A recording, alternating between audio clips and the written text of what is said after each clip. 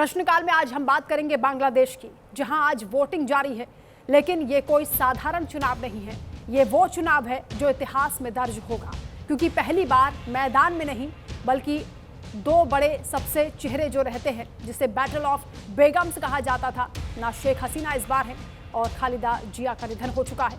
एक तरफ सत्ता का शून्य है, दूसरी ओर 12 करोड़ वोटर हैं और इस बीच एक और हिंदू की हत्या की खबर आ गई है। सवाल सीधा है, जब वोटिंग के दिन ही अल्पसंख्यक सुरक्षित नहीं है तो नई सरकार में उनका भविष्य कैसा होगा? क्या ये चुनाव लोकतंत्र का उत्सव है या डर के साए में मतदान हो रहा है?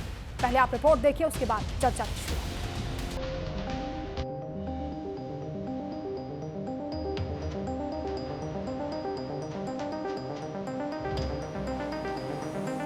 बांग्लादेश चुनाव में इस बार जमात की चर्चा कुछ ज्यादा ही है। इस बीच पड़ोसी मुल्क में आम चुनाव के लिए मतदान शुरू हो चुका है। बांग्लादेश में 299 सीटों पर चुनाव हो रहा है। देश के करीब 12 करोड़ मतदाता नई सरकार चुनने के लिए मतदान कर रहे हैं। लेकिन इस चुनाव की सबसे बड़ी खासियत और सबसे बड़ा विवाद ये है कि मैदान में न शेख हसीना है और न ही खालिदा जिया। बताया जा रहा है कि शेख हसीना की पार्टी पर चुनावी प्रतिबंध लगा, जिसके बाद चुनाव का पूरा समीकरण बदल गया। कुल उम्मीदवार 1981, कुल मतदाता 12.77 करोड़, पुरुष 6.48 करोड़, महिला 6.28 करोड़, युवा 5.60 करोड़। वही राजनीतिक समीकरण बदलने के बीच चुनाव से ठीक पहले एक और सनसनीखेज वारदात, एक हिंदू युवक रत्न की हत्या, इलाके में दहशत, परिवार में मातम और अल्पसंख्यक समुदाय में डर। स्थानीय लोगों का आरोप है कि पिछले एक साल में बांग्लादेश में हिंदुओं पर हमले बढ़े हैं। मंदिरों पर हमले, घर जलाने की घटनाएं, मारपीट और अब हत्या। ऐसे में चुनाव के पहले हुई ये वारदात कई बड़े सवाल खड़े कर रही है। मेमनसिंह जिले के बोगर बाजार में एक और हिंदू की हत्या। हमलावर रात सूसन सरकार की दुकान में घुसे,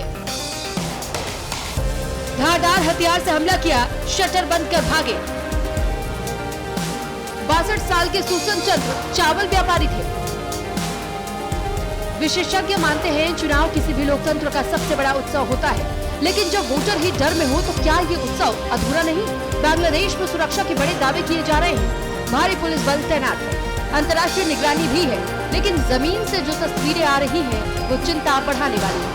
अब नजर इस बात पर है कि नई सरकार चाहे जो भी बने, क्या वो अल्पसंख्यकों का भरोसा जीत पाएगी?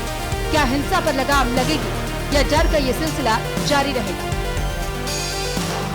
1971 में हिंदू आबादी 14%, आज घटकर 8%। कुल उम्मीदवारों में सिर्फ 4% ही अल्पसंख्यक। मैदान में कुल 80 अल्पसंख्यक उम्मीदवार, 10 अल्पसंख्यक महिला, 12 निर्दलीय। सीपीपी के सबसे ज्यादा 17 अल्पसंख्यक उम्मीदवार, बीएनपी के 6 अल्पसंख्यक उम्मीदवार। पहली बार अल्पसंख्यक को जमात इस्लामी का टिकट। कृष्णा खुलना 1 सीट से कृष्णा नंदी जमात की उम्मीदवार। गोपालगंज 3 सीट से गोविंदा चंद्र प्रमाणिक निर्दलीय उम्मीदवार।